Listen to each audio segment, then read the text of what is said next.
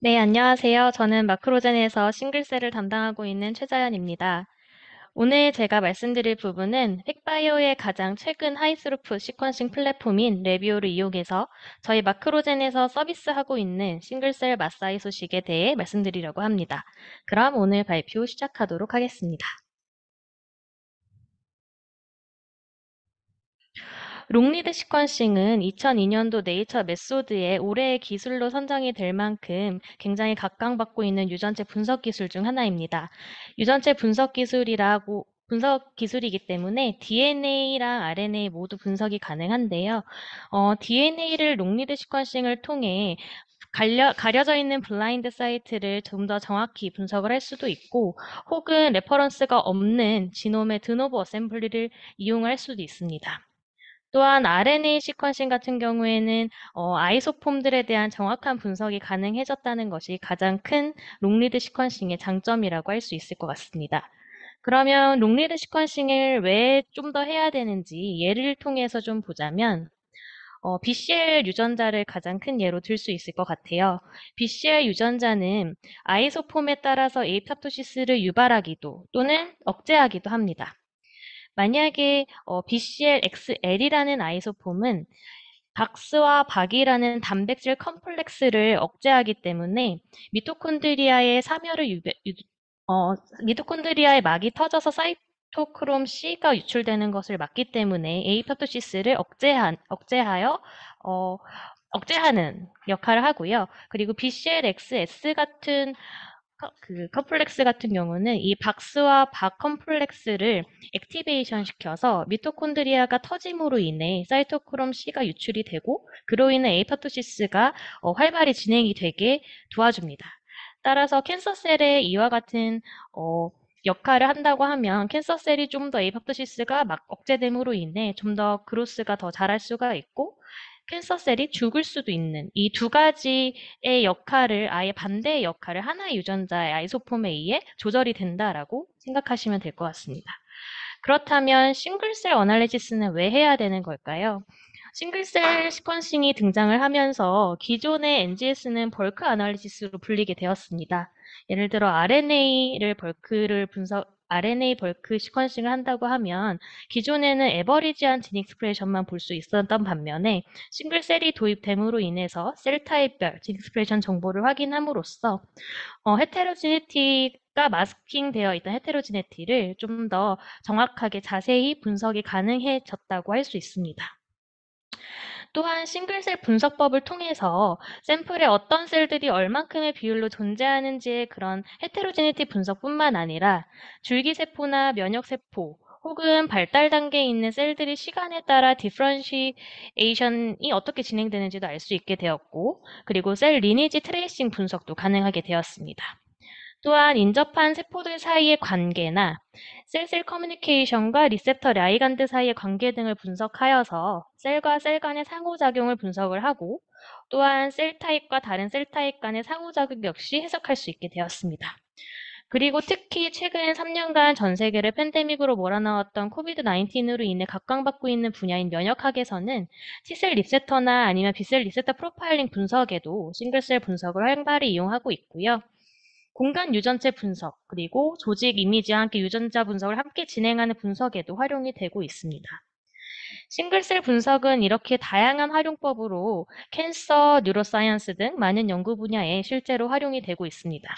보여드리는 분야와 예시는 앞으로 앞서 말씀드린 특징을 대표적으로 활용하고 있는 분야이기는 하지만 이 외의 분야에도 충분히 활용이 될 수 있습니다.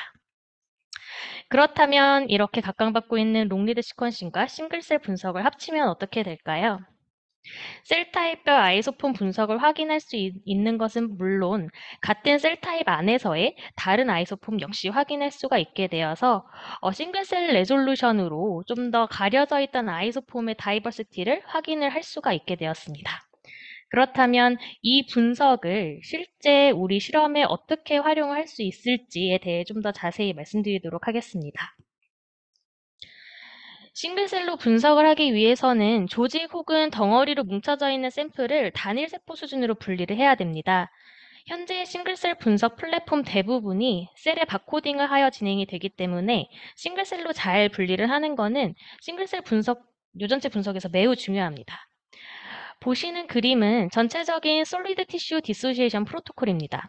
대부분의 프로토콜이 쓰는 엔자임이나 엔자임을 처리하는 시간, 온도 등의 차이가 있을 뿐 위 프로토콜에서 크게 벗어나진 않습니다. 조직을 워시하고 잘게 조각내서 셀을 분리할 수 있는 엔자임을 처리하고 인큐베이션 후에 필터를 통해 분리되지 않는 셀들을 제거하게 됩니다. 아래 표시해둔 워딩턴 티슈 디소시에이션 가이드의 경우 논문에 나온 디소시에이션 프로토콜을 조직에 따라 그리고 사용하는 엔자임에 따라 정리되어 있는 사이트이니 디소시에이션 하실 때 참고해 주시는 것도 도움이 될 것 같습니다. 이러한 일련의 싱글셀로 디소시에이션 하는 과정에서 하지 말아야 할 것도 본 논문에서 같이 명시하고 있는데요. 하지 말아야 할 스텝들을 잠깐 확인해 보자면 디소시에이션 하는 과정에서 조직을 얼리거나 조직을 잘게 조각내는 대신에 호모게나이저를 사용하거나 아니면 볼텍스를 한다거나 하는 점은 지양해야 합니다. 다만 트립신 처리의 경우 샘플에 따라 사용해야 하는 경우가 있으므로 이 부분은 샘플에 맞게 옵티마이제이션 된 엔자임을 사용해야 한다로 이해해 주시는 것이 좋을 것 같아요. 그리고 또한 엔지매틱 리액션 역시 너무 오랜 시간 방치하는 것은 좋지 않고 워싱 과정에서 센트리피게이션 RPM 역시 마일드하게 진행해 주시는 것이 좋습니다. 이렇게 디소시에이션을 진행하고 나서 싱글셀로 잘 분리가 되었는지를 확인하는 퀄리티 체크 스텝을 거치게 되는데요. 베스트 프랙티스, 싱글셀로 분리가 매우 잘 되었을 때를 100으로 기준으로 놓고 보면 디소시에이션 시 하면 안 되는 실험 스텝을 거치게 되었을 때에 어떤 차이가 있는지 핑크색으로 표시한 부분을 보시면 확인하실 수 있습니다.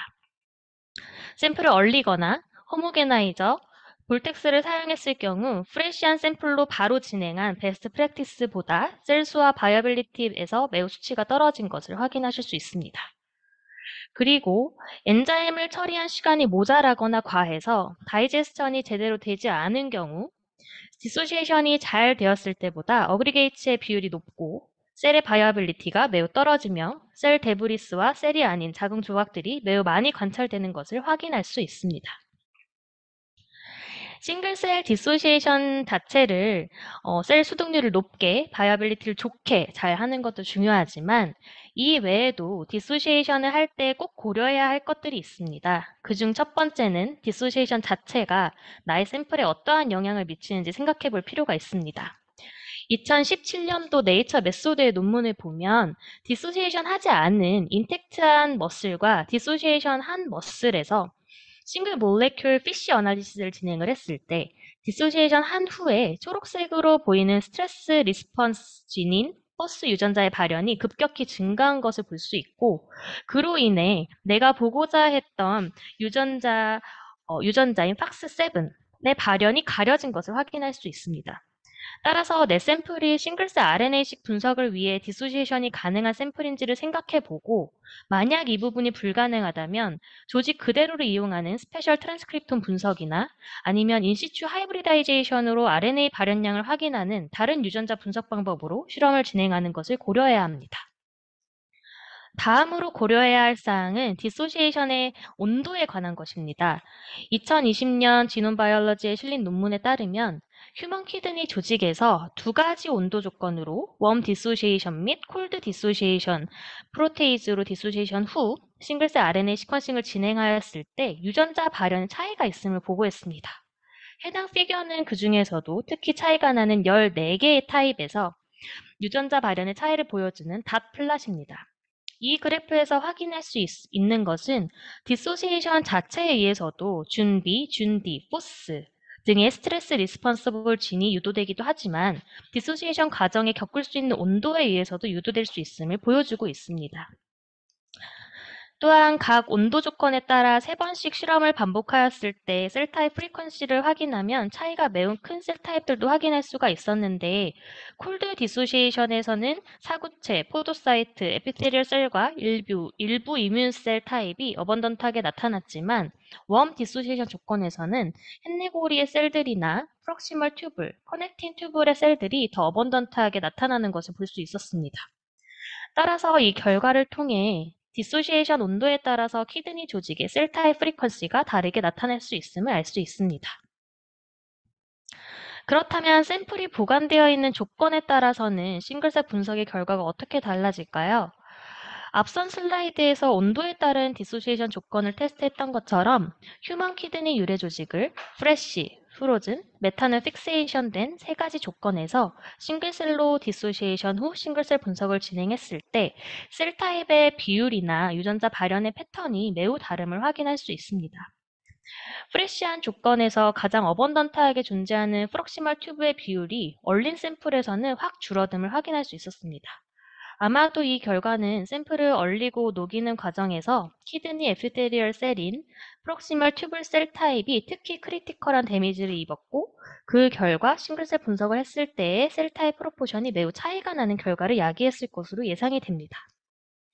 또한 유전자 발현을 확인하였을 때도 15개의 셀 타입에서 프레시 샘플에 비해 얼린 샘플에서는 스트레스에 유도되는 유전자들이 이미디어트 얼리 리스폰스 유전자와 같은 히스작 프로틴 유전자의 발현이 추가로 더 발현됨을 확인할 수가 있었습니다.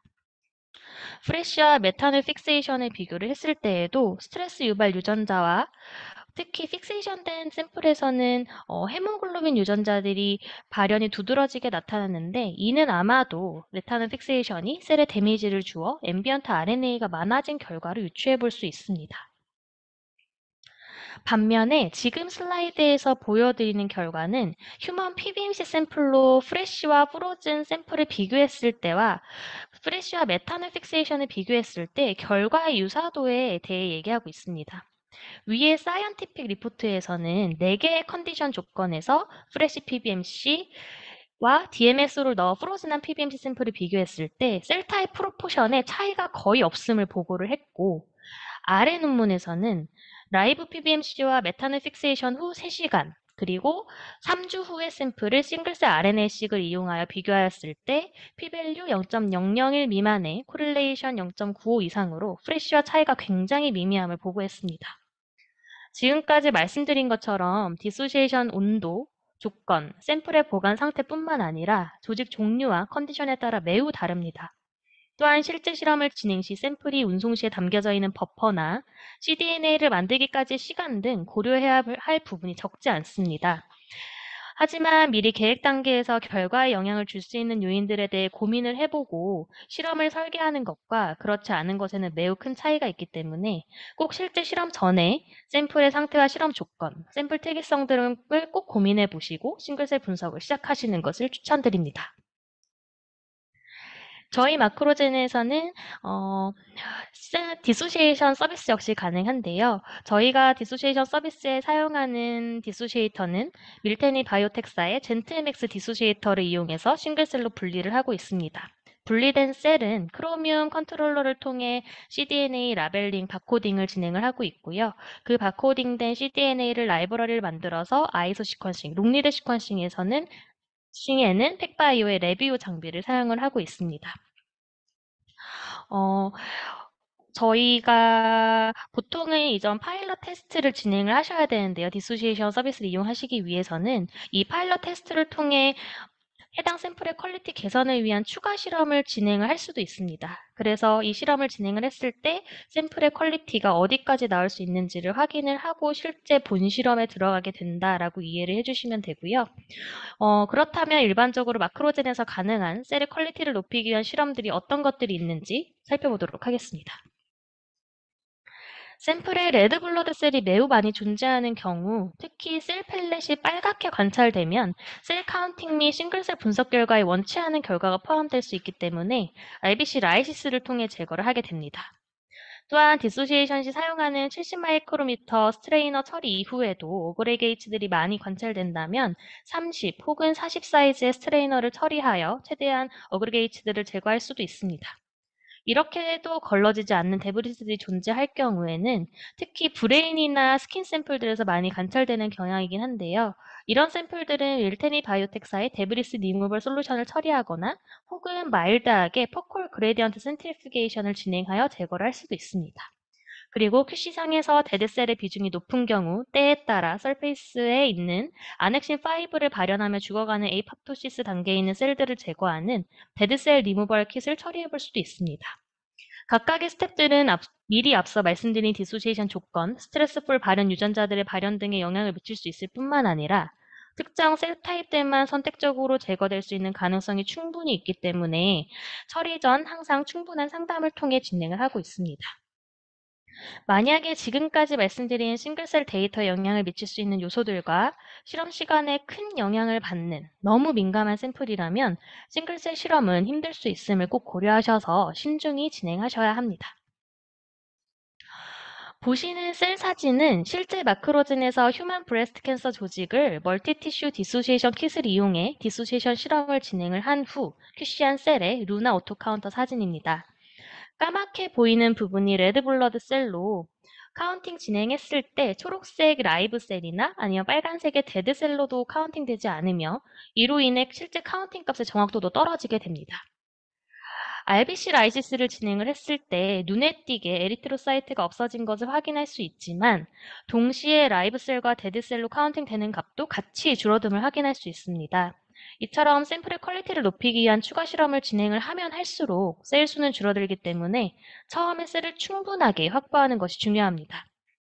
여기서 보이는 빨간색으로 카운팅되는 데드셀을 제거하기 위해 추가로 데드셀 리무벌 과정을 진행을 했으며 처리 전보다 확연하게 데드셀의 비율이 줄어들어 샘플의 바이어빌리티가 개선된 것을 확인할 수 있습니다.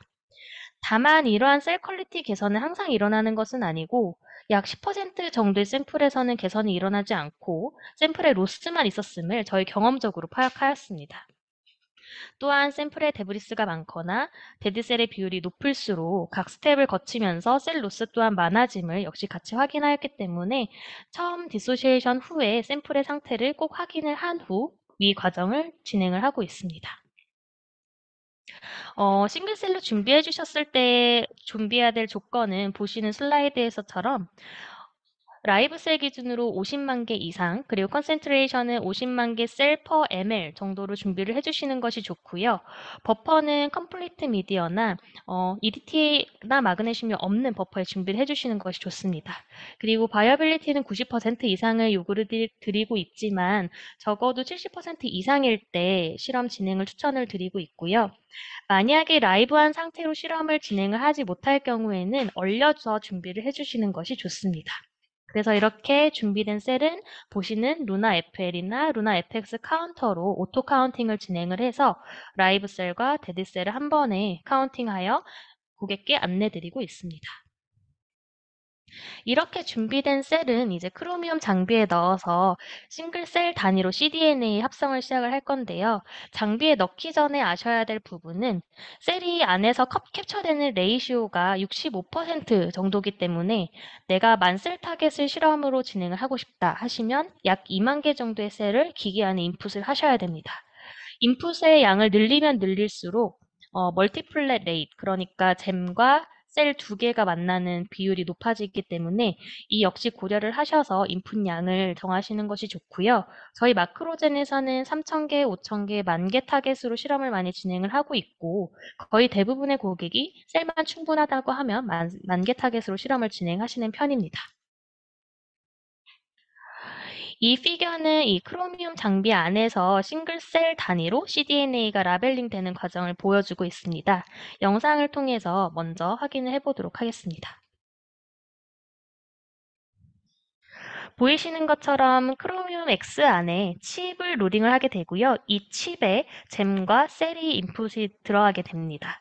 그래서 한쪽에서는 셀이 회수되는 웰이 있고 칩과 그리고 젤 비드와 그리고 셀이 로딩되는 부분이 있어서 러닝을 누르게 되면 유속이 발생을 하며 그 잼과 셀이 하나가 만나서 이렇게 하나의 드랍플렛을 형성을 하게 되고 이 드랍플렛 안에서 싱글셀 수준의 바코딩이 이루어지게 됩니다. 이 젤 비드와 셀이 하나가 만난 부분을 좀 더 확대를 해서 보자면 이 젤 비드 표면에는 무수히 많은 올리고머들이 붙어 있는데요. 이 올리고머들에서 특히 이 싱글셀 테크닉의 중요한 부분 중에 하나인 10X 바코드와 UMI 서열을 좀 더 확인해 볼 필요가 있습니다. 각각에 대해 좀 더 자세히 보자면 올리고머 중에서 10X 바코드는 각 시퀀스가 이 젤 비드마다 다르게 붙어 있어서 셀 하나하나씩을 라벨링을 해준다라고 생각을 해주시면 됩니다. 그래서 연두색 젤 비드를 만난 셀은 연두색 10X 바코드로 라벨링이 되고 주황색 젤비드를 만난 셀은 주황색으로 라벨링이 됩니다. 그리고 보라색 젤비드를 만난 셀은 보라색으로 라벨링이 진행이 되게 되고요. 그리고 나서 셀 안에 있는 mRNA들을 각각 라벨링을 진행을 하게 됩니다. mRNA들을 라벨링을 하는 시퀀스는 UMI라는 시퀀스고요. 이 UMI 시퀀스를 통해서 정확하게 싱글셀 안에 있는 mRNA 트랜스크립트가 몇 개가 있는지를 퀀티피케이션 진행하게 됩니다. 그래서 예시를 좀 통해 보자면 아까 연두색으로 라벨링된 셀 1번에서 유전자 1번, 2번, 3000번의 UMI 카운트를 봤을 때 UMI 카운트의 종류에 따라서 카운팅을 진행을 하게 된다라고 이해해 주시면 되고요. 여기서 듀플리케이트 되거나 아니면 트리플리케이트 된 것들은 이제 PCR 과정에서 증폭이 된 것이기 때문에 분석 과정에서 이를 제거를 하고 분석을 진행을 하게 됩니다. 그래서 실제 분석에서는 이 UMI 카운트로 분석을 진행을 하고요. 얻으시는 데이터는 이렇게 바코드와 UMI 매트릭스로 분석을 진행하신다라고 이해해 주시면 될 것 같습니다.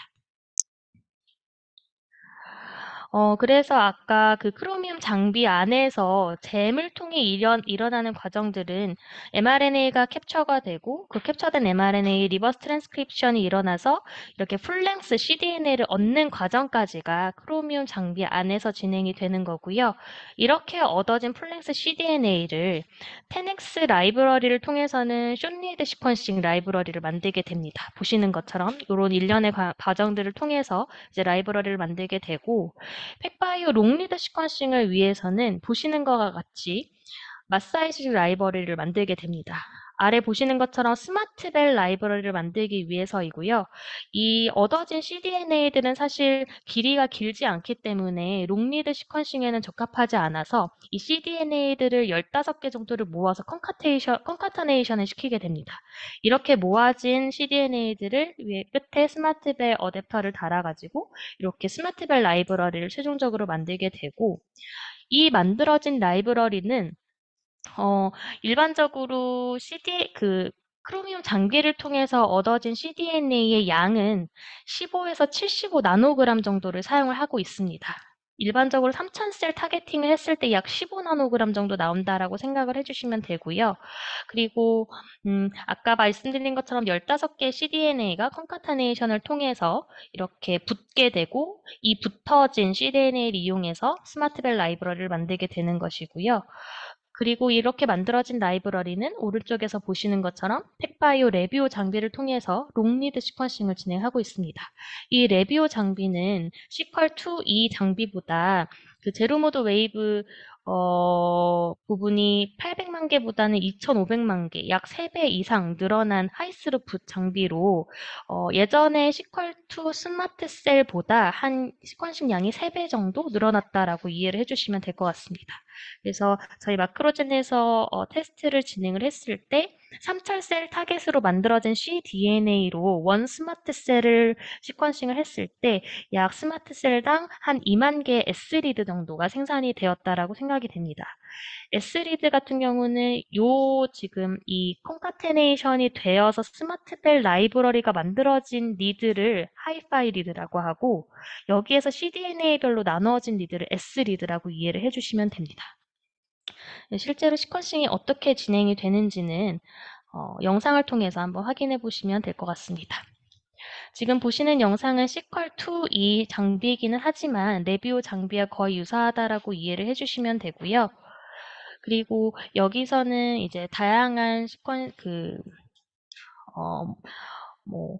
스페시스를 통해서 이제 롱리드 시퀀싱이 가능하다라고 안내를 하고는 있지만 저희는 싱글셀 위주로 진행이 된다라고 생각을 해주시면 되고 아까는 컨카테네이션이 된 스마트벨 라이브러리를 저희는 싱글셀 단위로 이제 준비를 했고 이 준비된 라이브러리를 장비의 스마트셀에 로딩을 하게 됩니다.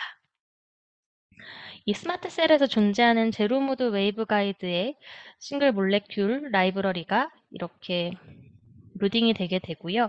이 안에서 싱글 스트랜드 그러니까 싱글 몰레큘 시퀀싱이 진행이 된다라고 이해를 해주시면 됩니다. 시퀀싱이 진행되는 모드는 두 가지 모드가 있는데요. 싱글셀 아이소 시퀀싱에 쓰는 모드는 CCS 모드입니다. 보시는 것처럼 아까 박지원 부장님께서도 말씀해 주신 것처럼 서큘러 컨센서스 시퀀싱이라 그래서 굉장히 정확도를 반복적으로 같은 부분을 시퀀싱을 함으로써 정확도를 높이는 방법으로 시퀀싱이 진행이 된다라고 이해를 해주시면 될 것 같습니다.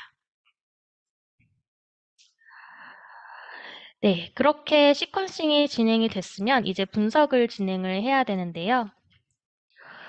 분석의 경우 컨카테네이션이 된 하이파이 리드를 각각의 cDNA로 우선 나누게 됩니다. 이 각각의 cDNA로 나눈 후 바코드와 UMI를 이용해서 이제 디디플리케이션 그리고 바코드 커렉션을 통해 실제 10x 바코드와 UMI별로 이제 매트릭스가 나오게 되고요. 그렇게 나온 데이터들을 매핑을 통해서 어떤 유전자에 매핑이 되는지 그리고 트랜스크립트는 어떤 트랜스크립트에 포함이 되는지 클래시피케이션을 진행을 하게 됩니다. 이 데이터 분석 역시도 그냥 싱글셀 RNA 시퀀싱처럼 estimated number of cell이나 아니면 셀당 얼만큼의 리드가 있는지 그리고 셀당 민리드가 얼마나 나왔는지 그리고 셀당 메디안 UMI 그러니까 중간 그 유전자 발현의 중간값이 얼마인지의 스태틱스틱도 나오게 되고요. 그리고 셀로 콜링되는 바코드 랭크 플랫 역시 싱글셀 RNA 시퀀싱과 거의 비슷하게 결과값을 보실 수가 있습니다. 이렇게 데이터 프로세싱이 끝났으면 이제 실제 트랜스크립트의 아이소폼을 확인해보는 분석을 진행을 하게 됩니다. 그 확인해보는 파이프라인은 스칸티3라는 파이프라인을 이용해서 확인을 하고 있고요. 이 스칸티3를 이용해서는 트랜스크립트들에 대한 정보가 나오게 되는데 이 트랜스크립트들에 대한 정보가 레퍼런스에 완전히 매치가 되는지 혹은 파셜리 매치가 되는지 아니면 매치가 되기는 하지만 보고되지 않아서 노블한 아이소폼으로 분류가 되는지에 대한 정보가 쭉 나오게 됩니다. 그래서 이렇게 나온 정보까지가 저희 마크로젠에서 분석을 진행을 해드리는 정보고요. 이 이후에 터셔리 어널리시스를 통해서 추가 분석을 하실 수도 있습니다. 이 분석을 하실 수 있게 저희가 인풋 파일을 다 드리고 있고 지금 보시는 그림은 카나 브라우저라는 윈도우에서 돌아가는 프리 소프트웨어를 보시고 있는데요. 이 소프트웨어에 저희가 보내드리는 파일을 인풋을 하시게 되면 이 어노테이션 된 정보도 같이 얻으실 수가 있고 추가 이후 분석을 진행을 하실 수도 있습니다. 그리고 카나뿐만 아니라 셀 타이피스트나 아니면 썰의 파이프라인을 이용을 해서도 터셔리 어널리시스를 추가적으로 진행을 하실 수가 있습니다. 그래서 지금까지 나온 아까도 그 박정 부장님께서 말씀해주신 이제 컨카테네이션을 이용한 논문을 좀 더 자세히 살펴보자면 진에 디텍션 되는 개수는 뭐 숏 리드 시퀀싱이나 롱 리드 시퀀싱이나 거의 비슷한 것 같고 다만 마사이소 시퀀싱 같은 경우는 디텍션 되는 트랜스크립트의 개수가 숏 리드 시퀀싱보다는 훨씬 증가됨을 확인을 할 수가 있습니다. 그리고 CD45 유전자에 대한 얼터너티브 스플라이싱 폼을 보자면 이 엑손 3과 7 사이에 있는 이 스플라이싱에 따라서 B셀, 뭐 나이브 T셀, 메모리 T셀 등이 나눠지게 되는데 이런 아이소폼 확인을 통해 CD45RB 스플라이싱 폼 같은 경우에는 나이브 T셀로 어노테이션이 될 것이고 CD45RABC 같은 경우는 B셀로 어노테이션이 되고 그리고 CD45R5 아이소폼 같은 경우는 메모리 T셀로 어노테이션이 되는 것을 확인하실 수가 있습니다. 그리고 지금 보시는 페이퍼는 사실 마사이 소식 이전에 나온 페이퍼여가지고 롱리드 시퀀싱 따로, 숏리드 시퀀싱 따로 해서 클러스터링을 따로 보고 아이소폼 분석을 따로 한 페이퍼이기는 한데요. 먼저 싱글 뉴클레어스 RNA 시퀀싱을 통해서 각각의 브레인 셀 타입에서 정상인 대비 다운 증후군, 비교군의 유전자 변화를 먼저 확인을 하였습니다. 그런 다음 0 다운 증후군 그룹에서 뭐 이니비터리 오버 엑사이터리 뉴런이나 아니면 마이크로글리아 메디에이트 시냅틱 프루닝에 관련하는 유전자들이랑 크로모좀 21 유전자인 런X1의 과발현과 함께 마이크로글리아 액티베이션이 증가하는 것을 확인을 하였고요. 그리고 싱글셀 RNA I 소식을 통해서 뭐 아스트로사이트 그리고 뭐 엔도테리얼 셀, 아니면 뭐 마이크로글리아, 올리고덴드로사이트 이런 각각의 셀 타입별 RNA 트랜스크립트들을 각각을 확인을 하였고 이 RNA 트랜스크립트들은 실제로 마이엘로이드, 프리커서 프로틴과 같은 뭐 알츠하이머 디지즈 유전자들의 많은 부분을 포함하고 있었다는 것을 같이 밝히기도 하였습니다. 이렇게 이전에는 싱글 RNA 시퀀싱 클러스터링을 따로 그리고 롱리드 아이소폼 분석을 따로따로 진행을 했었는데요. 마스 아이소 시퀀싱의 등장으로 인해서 이 부분이 좀 더 심플리파이가 되었고 한 번의 클러스터링 및 아이소폼 분석이 가능하게 되었습니다. 네, 여기까지가 저의 발표 내용이었고요. 추가적으로 궁금하신 부분 있으시면은 Q&A 채팅창에 남겨주시면 답변 드리도록 하겠습니다.